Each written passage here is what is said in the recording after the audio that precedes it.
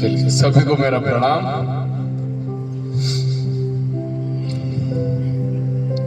क्या आस्था की परीक्षा तब होती है जब हम ईश्वर से कुछ मांगे और वो हमें न मिले, तब भी हमारे हृदय से ईश्वर के लिए धन्यवाद निकले। एक बहुत सुंदर प्रसंग, एक बहुत सुंदर कथा हमारे प्रभु श्री राम जी की, जिसमें राम नाम की जो महिमा का जबरदस्त वर्णन है।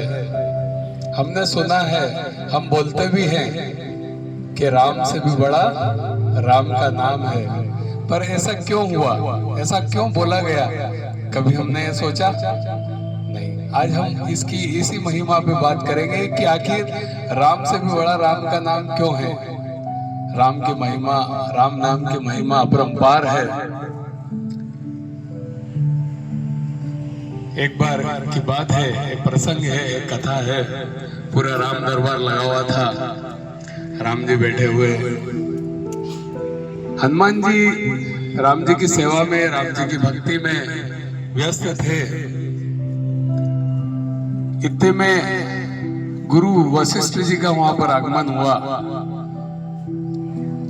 चूंकि हनुमान जी का ध्यान नहीं गया, वो भक्ति में इतने लीन थे और सेवा में इतने लीन थे कि उनका ध्यान वशिष्ठ जी, जो कि प्रभु रामदेव जी के भी गुरु हैं, वो वहां पर पधारे और उनकी तरफ ध्यान नहीं गया।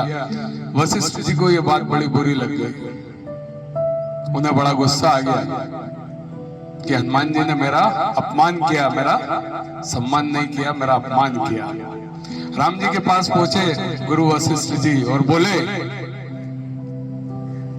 कि तुम्हें, एक व्यक्ति ने मेरा अपमान किया है और तुम्हें उसको दंड देना पड़ेगा।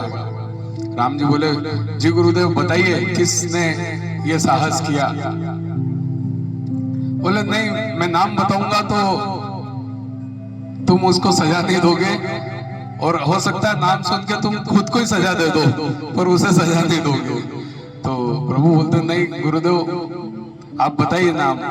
बोले, पर पहले मुझे तुम वादा करो कि उसको सजा दोगे और अमोघ बाण से उसको दंड दोगे। अमोघ बाण जो होता है, अमोघ बाण मतलब सबसे शक्तिशाली बाण को अमोघ बाण कहते हैं, कि उस बाण से आप उसे दंड दोगे।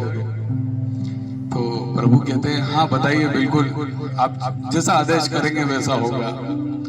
तो वशिष्ठ जी को लगता है कि अब राम जी मान रहे हैं, अब मुझे उस अपराधी का नाम बता देना चाहिए। तो वशिष्ठ जी बोलते हैं, उस अपराधी का नाम हनुमान है। मैं आया और उसने मुझे सम्मान नहीं दिया, और सम्मान न देके उसने मुझे अपमानित किया।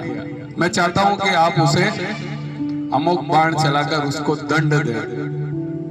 चूंकि प्रभु श्री राम ने बोल दिया था जैसा आदेश हो, तो अब आदेश का पालन करना था।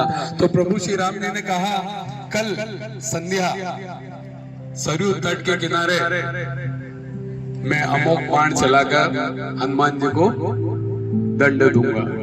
ठीक है साहब। ये बात हनुमान जी को पता लगती है, तो हनुमान जी बड़े चिंतित हो जाते हैं कि अब क्या। वो घर जाते हैं, उनकी माँ अंजनी देखती कि हनुमान जी बड़े दुखी निराश लग रहे हैं, तो पूछती क्या हुआ। बोले, मैं बहुत शक्तिशाली हूँ, पूरे ब्रह्मांड में मुझे कोई नहीं हरा सकता, लेकिन प्रभु श्री राम जी कल मुझे दंड देने वाले हैं, दंडित करने वाले, अमोघ बाण चलाकर सब कुछ खत्म हो जाएगा। तो उनकी माता कहती, क्यों दुखी होता है बेटा, तू तो सबसे, तेरे ब्रह्मांड में तेरे जितना कोई बाहुबली नहीं है। तेरे पराक्रम की, तेरे शक्ति की तुलना किसी से नहीं की जा सकती। अतुलित बल धामा, अंजनी पुत्र पवन सुत नामा, अतुलित बल धामा। इतना बल है। पर एक बहुत अच्छी बात मैं तुझे याद दिलाती हूँ कि जब तुम पैदा हुए थे तब एक शिव जी ने मुझे मंत्र दिया था। वो मंत्र मैंने तुम्हें घुट्टी में मिलाकर पिला दिया था, याद है तुम्हें वो मंत्र? तो हनुमान जी बोलते, और उसी मंत्र की वजह से आज पूरे विश्व में तुम्हारा नाम है। तो हनुमान जी को याद आ जाता, बोला हाँ। तो बोले बस वही मंत्र है, और वो मंत्र है राम नाम का जाप करना। जाओ तुम सरयू तट के किनारे अभी चले जाओ, अभी बैठ जाओ और केवल राम नाम का जाप करो। ठीक है साहब। हनुमान जी सरयू तट पे चले जाते हैं, राम नाम का जाप चालू कर देते हैं। अगली संध्या राम जी दरबार के साथ वहां पधारते हैं, गुरु वशिष्ठ भी उनके साथ। चूंकि गुरुदेव का आदेश था, अमोघ बाण चलाकर हनुमान जी को वो दंड देना चाहते थे। अमोघ बाण चलाते हैं लेकिन हनुमान जी को कुछ होता ही नहीं। तो गुरु वशिष्ठ जी बोलते हैं क्या बात है, आपकी शक्ति काम क्यों नहीं कर रही है? कहीं आप मतलब जानबूझ के तो ऐसा नहीं कर रहे हैं, मतलब उनको ये कहना चाहते हैं वो कि आपकी शक्ति काम क्यों नहीं कर रही है? तो भगवान राम बोलते हैं, हनुमान जी किसी मंत्र का जाप कर रहे हैं और उस जाप की वजह से ये अमोघ बाण भी काम नहीं कर रहा है। तो वशिष्ठ जी पूछ रहे कौन सा है वो मंत्र?